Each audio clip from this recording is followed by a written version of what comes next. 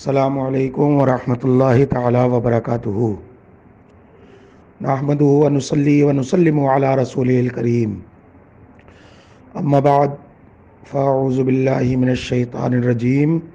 बिस्मिल्लाहिर रहमानिर रहीम। क़ाल अल्लाहु तआला फ़िल क़ुरानिल मजीद इक़रा बिस्मि रब्बिकल्लज़ी ख़लक़। सदक़ल्लाहुल अलियुल अज़ीम। दुरूद पाक पढ़ें। अल्लाहुम्मा सल्लि अला सय्यिदिना व नबीना व मौलाना मुहम्मद व बारिक वसल्लिम। सलातु व सलामुन अलैका या रसूल अल्लाह सल्लल्लाहु तआला अलैहि वसल्लम। अज़ीज़ तलबा, छात्रों और मदरसा मंज़र इस्लाम के समस्त शिक्षकों, आज हम और आप 26 जनवरी का जो जश्न यौम जमहूरिया गणतंत्र दिवस के नाम पर मना रहे हैं, रिपब्लिकन डे के नाम से मना रहे हैं, यौम जमहूरिया के नाम से मना रहे हैं, ये 74वां गणतंत्र दिवस है, रिपब्लिकन डे है, यौम जमहूरिया है। दरगाह आला हज़रत परिसर में आज का ये जश्न इस एतबार से नहायत अहमियत और महत्वपूर्ण है कि हम आज कुछ विशेष मुद्दों पर बात करना चाहते हैं। आप सब लोग ये जानते हैं कि हमारा जो संविधान है, हमारा जो दस्तूर है, हमारा जो आइन है, ये दुनिया के बड़े देशों में सबसे ज़्यादा सॉफ्ट और लोकतांत्रिक संविधान है, जिसमें हर वर्ग, समाज के हर तबके, हर संस्कृति, हर तहज़ीब, हर सक़ाफ़त, हर कल्चर और हर मज़हब को पूरी आज़ादी, उनकी हिफाजत की, उन पर आज़ादाना तौर पर काम करने की हमारे संविधान ने दी है। हम चूँकि मुस्लिम वर्ग से आते हैं और ऐसा नहीं है कि हम बाहर से आए हुए हैं, हम यहीं के हैं। हम सब ने इसी माटी से जन्म लिया है, यहीं पर रहेंगे और हमेशा यहीं पर रहेंगे। हमने अपने इस वतन को, इस वतन के चमनिस्तान को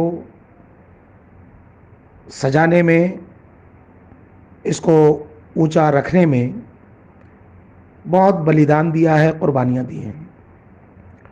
अंग्रेज़ों से हमने एक साथ मिलकर के जंग लड़ी और उनको यहाँ से मार भगाया, बिना किसी धार्मिक भेदभाव के।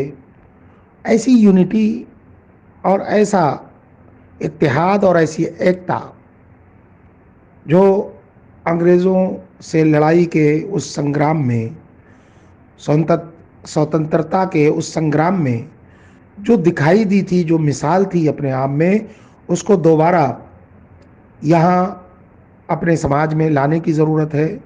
उस अपने समाज में उस भाव को, उस भावना को फिर से जागृत करने की ज़रूरत है। हमारे यहाँ बहुत से स्कॉलर हुए, बहुत से दानिश्वर हुए।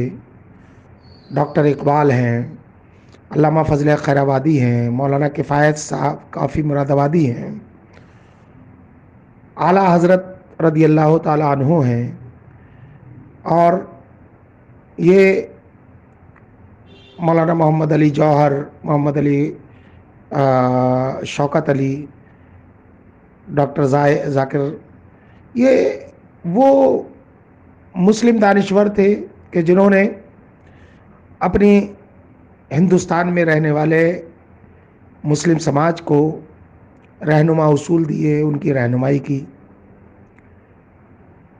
हमने सबने मिलकर के अपने वतन को आगे बढ़ाने में प्यार और मोहब्बत का संदेश दिया। यही वजह थी कि एक साथ मिलकर के हम अंग्रेज़ों से लड़े, उनसे लोहा लिया, लेकिन ये अफ़सोसनाक हादसा हुआ कि मुल्क का विभाजन हो गया।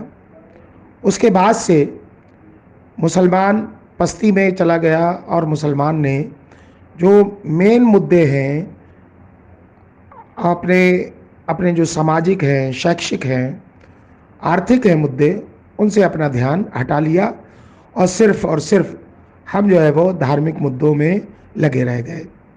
धार्मिक क्षेत्र तक अपने आप को सीमित कर लिया, जबकि हम यहाँ का हिस्सा हैं, समाज का हिस्सा हैं, तो सिर्फ धार्मिक मुद्दों तक सीमित करने से हमारी बात आगे नहीं बढ़ सकती। आज हाल ये है कि मुसलमान शिक्षा के क्षेत्र में सबसे ज़्यादा पिछड़ा हुआ है। आज हम देखें कि 25 अगर एमए के छात्र कामयाबी हासिल करते हैं तो उनमें से सिर्फ एक मुस्लिम छात्र हमें दूर दूर तक दिखाई देता है। इसी तरीके से अगर हम बीए की बात करें तो उसमें 50 छात्रों में एक जो है छात्र हमें दिखाई देता है। और अगर हम बात करें अपनी बेटियों की, बच्चियों की, तो उनका मामला तो निहायत ही कमज़ोर हो गया है कि हमें आज, जबकि इस मुल्क में 18, अगर आंकड़े गवर्नमेंटी आंकड़े देखे जाएं तो 18 करोड़ मुसलमानों की आबादी है, जो मैं समझता हूं कि विश्व का जो अल्पसंख्यक तबका है पूरे विश्व का, उसमें सबसे बड़ी अल्पसंख्यक तबका जो है वो हिंदुस्तान में है। और उसके बावजूद हमारे शिक्षा के क्षेत्र में पिछड़ने का आलम यह है कि मुश्किल से 15% 15% हमारी जो है वो मुस्लिम बच्चियां शिक्षा के क्षेत्र में आगे दिखाई देंगी। तो ये तो बहुत अफसोसनाक चीज़ है।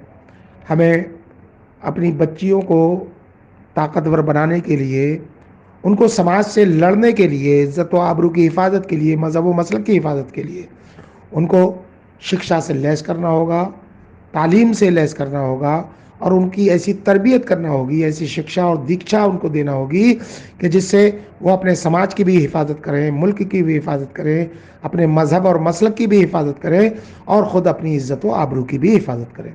ऐसे माहौल, उनको ऐसा माहौल देना चाहिए, उनकी ऐसी तरबियत करना चाहिए कि उन्हें लगे कि हमारी इज़्ज़त किस में है, हमारे परिवार की इज़्ज़त किस में है, हमारे समाज की इज़्ज़त किस में है।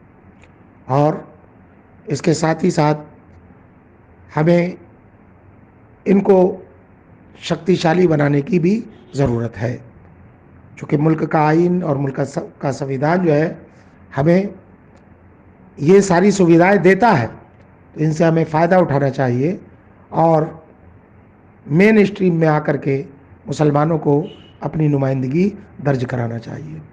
सिर्फ धर्म तक, सिर्फ मजहबी जो दायरा है उसी में सीमित नहीं रहा जा सकता, उन्हीं मुद्दों को नहीं उठाया जा सकता, चाहे वो किसी भी तरीके का मुद्दा हो, उर्दू का मुद्दा है कि जो है वो मजहबी आज़ादी का मुद्दा है, इनके साथ साथ दीगर मुद्दों पर भी अपनी बात रखने की ज़रूरत है।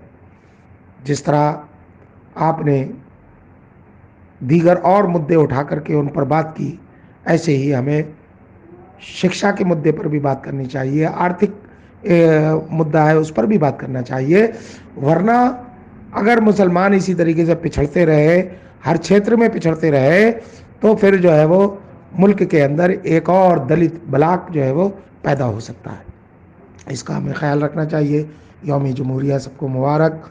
और इसका जो आइन है उसमें जो हुकूक हमें दिए गए हैं, जो अधिकार हमें मिले हैं, उन अधिकारों को सामने रख करके हमें अपनी ज़िंदगी गुजारना है। अस्सलामु अलैकुम व रहमतुल्लाहि तआला व बरकातहू।